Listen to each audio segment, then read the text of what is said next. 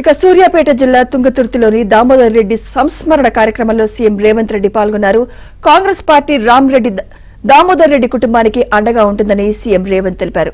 అప్పటి ప్రభుత్వంపై పోరాడి ఎస్ఆర్ఎస్పీ స్టేజ్ 2ను సాధించి గోదావరి జలాలు రప్పించడంలో క్రియాశీలక పాత్ర పోషించారని గుర్తు చేశారు.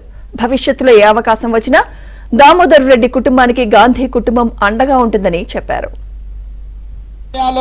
కార్యకర్తలను కాపాడుకుంటూనే నల్లగొండ గడ్డను పట్టి పీడిస్తున్న ఫ్లోరైడ్ బాధితులను ఈ ప్రాంతం వరల్డ్ హెల్త్ ఆర్గనైజేషన్ ప్రజలు జీవించడానికే యోగ్యం గాని ప్రాంతము, భవిష్యత్తులో ఈ ప్రాంతము నిర్మానుష్యంగా మారి ఇక్కడ ప్రజలు నివసించలేని పరిస్థితి వస్తుంది అని చెప్పి ఆనాడు వరల్డ్ హెల్త్ ఆర్గనైజేషన్ ఇచ్చిన రిపోర్టు ప్రాతిపదికన నేపథ్యంలో ఈ ప్రాంతం కరువు, ఈ ప్రాంతానికి నీళ్లు లేకపోవడం, ఈ ప్రాంత పేద ప్రజలని ఫ్లోరైడ్ మహమ్మారి పట్టి పీడిస్తున్న సందర్భంలో గోదావరి జలాలని ఈ ప్రాంతానికి తరలించాలని ఆనాడు గొప్ప ఉద్యమం రామరెడ్డి దామోదర్ రెడ్డి గారు చేపట్టడం జరిగింది.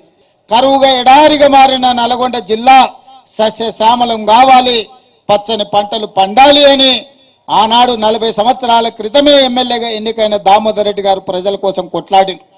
రామరెడ్డి దామోదర్ రెడ్డి గారు సూర్యాపేటకు ప్రాతినిధ్యం వహించిన సూర్యాపేట ప్రాంతంలో వారి ఎమ్మెల్యేగా గెలవకపోయినా తుంగతుర్తి ప్రాంతానికి సంబంధించిన ప్రతి కార్యకర్తకు అండగా నిలబడి ఈ ప్రాంతాన్ని ఎన్నడూ వదులుకోలేదు. ఈనాడు గ్రామాన ఈ నియోజకవర్గంలో ఈరోజు కాంగ్రెస్ పార్టీ బలంగా ఉన్నది అనంటే దానికి దామన్ననే ప్రధానమైన కారణం.